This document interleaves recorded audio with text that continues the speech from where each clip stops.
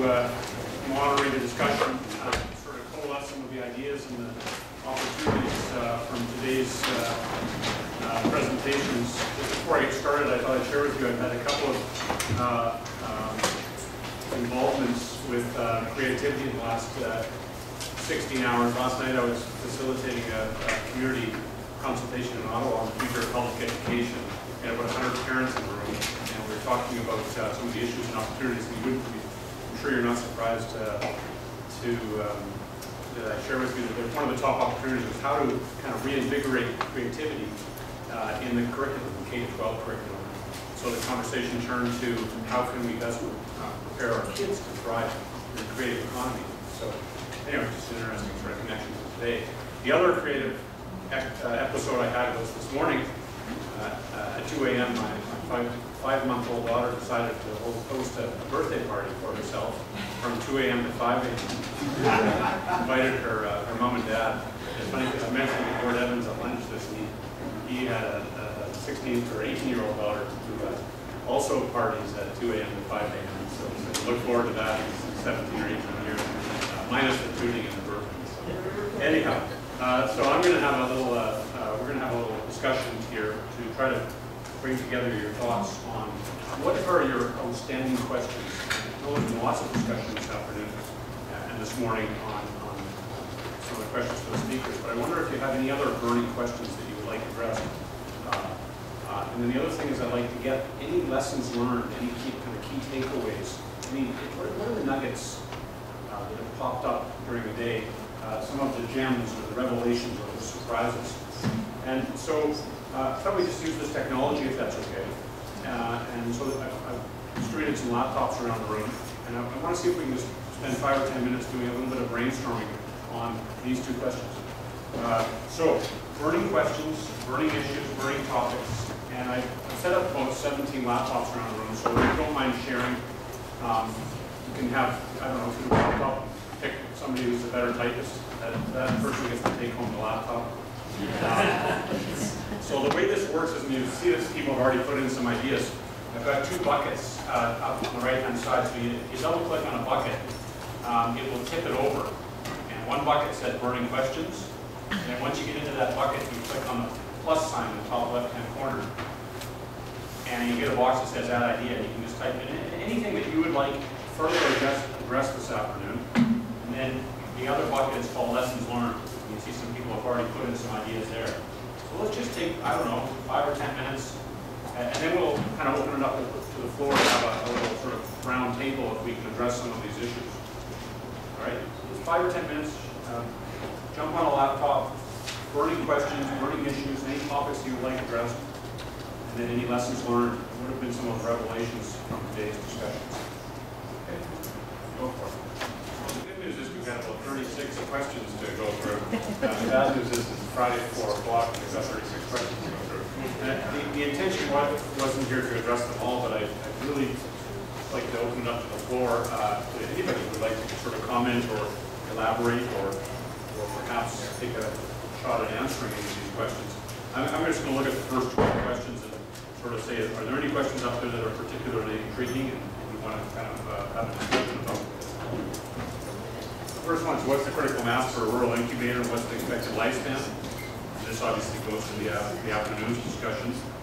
The Tina opened up and Ren. What's the risk of duplication between incubators? How do incubators differentiate themselves? Is it via research focus? How can we infuse our rural communities with ethnic and cultural diversity? Expose these communities to ideas from other cultures so they might better understand how to communicate or serve, say, ethnic communities in Toronto with products from rural communities. How do we find support for the last mile? How do we create a business case for the last mile? Just put those together. If diversity, proximity, and density are enabled for the creative process, we need not despair. We can manufacture or simulate these conditions in rural communities. Some of the projects presented demonstrate this. How should creative economy strategies work within to utilize existing larger economic development strategies? How does Prince Edward County do so well with so few retirees contributing economically? Maybe I'll start there with Greg and Dan. You guys want to take a crack at that? Well, I'll start. Craig, I'm gonna jump in. I mean, so we had a couple things. We had an industry kickstart us, which was the wine industry, so that didn't hurt. But we also had an underlying creative class that I would suggest was maybe somewhat underdeveloped. And we were able to leverage the excitement and power of wine with that creative class to augment or add to the creative class and therefore the economy. That's sort of my simple windshield view. I would add that to say that one of the usual things about Prince Edward County is actually the migration of people.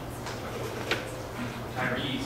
Prince Edward County has an awful lot of amenity migration, so 55 plus, but they're a very creative class. They tend to be highly educated, which if you saw some map of the level of university education, it's actually twice as high as the areas adjacent to it, Belleville in the west.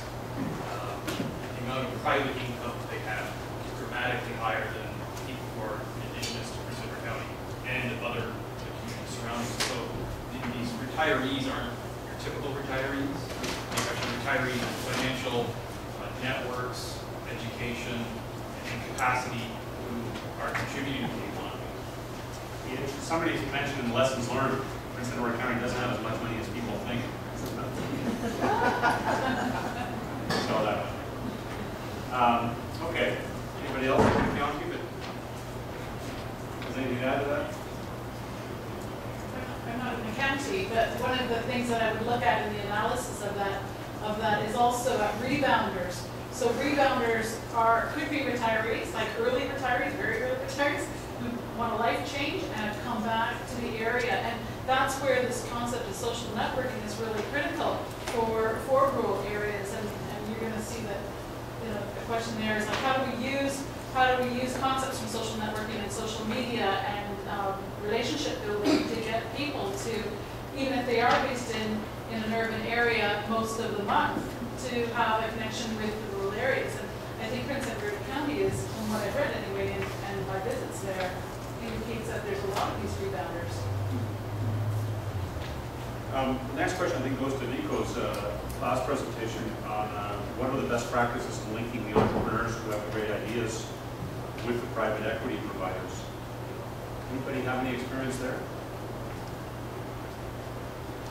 We have several economic developers in the room, so I'd love to hear what you're doing, especially in rural Canada. I spent time down in the Niagara region. Down in the Niagara region at one point, they had a program called LINK, Locating Investors for Niagara Companies, and that was operated by the Niagara Region Economic Development Office. And so what they were doing was that they were identifying who the investors were in the community, and then trying to match them up with people who had an entrepreneurial idea. So in some respects, what was happening is that, say for using this as an example, if somebody was coming out of the auto industry, would they, with the sum of money that they're looking at investing, that potentially they would try to match them up with somebody who had an automotive industry type of product or service. Mm-hmm. So there was a like mind, but at the same time, they could also supply them with, expertise and the mentoring side of things as well, potentially. Mm-hmm.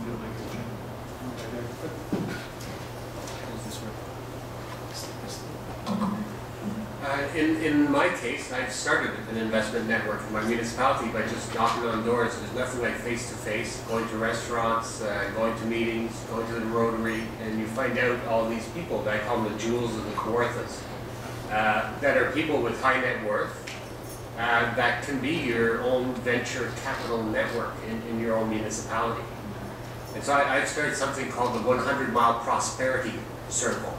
And that's based on the 100-mile diet, that you should be able to, wherever you are within 100 miles, finding all the money that you need for any entrepreneur looking to launch an idea. And how's it working? It's working incredibly well. And then the other part is, just like business incubators, there's a lot of niche venture capital firms as well, interspersed in Toronto and in other markets. One, for example, is Clean Tech North in Toronto, that are dealing with any ideas that are environmentally based. They will find the money for the idea, and they're incredibly well financed. So networks, linkages to those networks. Okay. This next question was particularly interesting to me. Beyond things like today, how do we share best practices across rural communities? I guess today's aimed at doing that, but what are some other things in getting together for a few hours on a Friday with communities that wouldn't normally have contact with one another? How do we create scale from aggregating rural communities together and create initiatives? Whose question is that? That's a good one. Yeah. Anybody want to take a crack at that? We talk about linkages, and as an economic developer, one of the best ones that me is EDCO, Economic Developers Council of Ontario. And in Eastern Ontario, you've got the Eastern Ontario Economic Development Office. One of the things about economic developers is that they are more than willing to share information amongst themselves because they know that it is going to benefit the community as a whole, whether it's here in Eastern Ontario or it's down in southwestern Ontario. So sometimes that's some of the best places to start with as far as getting these best practices put forward are through some of those local, through some of those organizations like EDCO and Ontario East. Another way is to be doing regional economic development where a number of communities will come together and do asset mapping. So we're looking much more beyond small rural communities to the larger mass and see regionally. Waterloo is a good example because it's not that rural, but in Niagara region where they've done some of that, there are rural communities in that area, and that's one way to go to build as a larger mass. Of course, the province is trying to enforce this with tourism, right? Yeah. Regional tourism organizations. Yeah, and it's certainly not trying to enforce this with economic development. It is but enforcement. Encourage. I know it's doing so with tourism, but finding links and partnerships and sharing of resources amongst smaller rural communities. Senator Linden. We've just been through municipal elections in Ontario, and I would say that about 90% of the people that ran for municipal office made their main plank was going to be economic development, or if they're really stodgy, they were saying industrial development. We need, and this might be a window of opportunity in terms of building capacity before they get entrenched in